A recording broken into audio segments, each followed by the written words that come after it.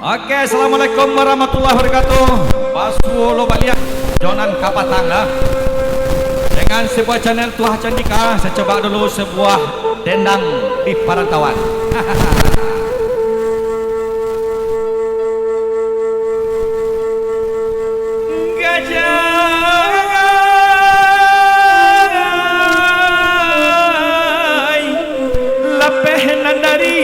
Kalapan kasolo alulai sampai jalan balimpi ikan ambasuo anda menyalang guguak sarai antah di majalan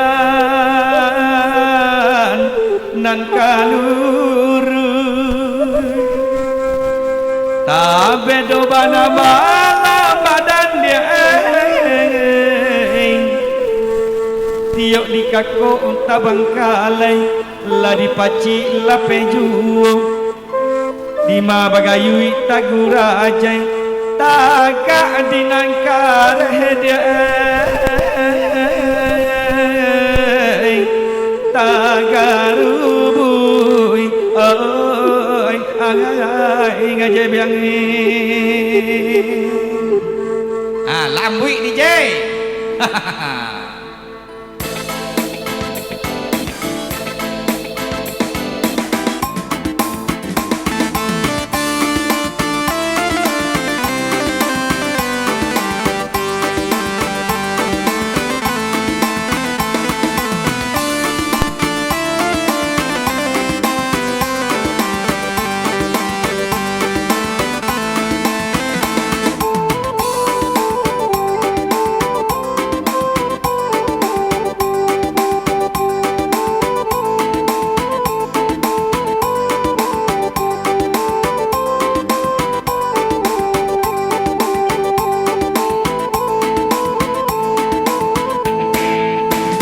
Meninjau padi lama salah lalai patang kapih batin pojang alam hati nana risau dan bau galak lau sayang nan ba apa nih mengandung hujan apa do mangan nama lo lambau oh sayang elo si sawi dan tukang akan apa do nahan hati risau dia akan buang elo nagari dan tinggalkan hari nan sadang oi patang lalai nan ba adendang parintang rusuh ado dengan bansai aden bawa pulang lau sayang elo Allah rantau dan pajau.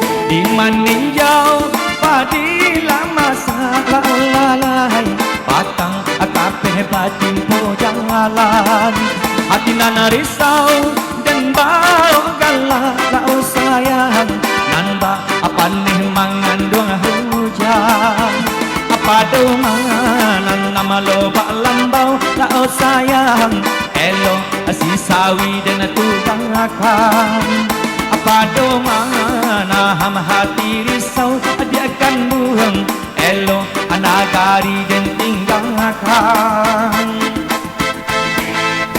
hari nana sadang oi patang lau sayang nana ba adendang parintang rusuh padonyo bansai aden bawa pulang lau lalai ngantau di napa jauh. Ondena pada pulang kampung kali konolong nah kecil lagi nih abialah di matamu saja. Oke, terima kasih. Jangan lupa like dan subscribe-nya, share untuk teman-teman semuanya ya dari Tua Candika.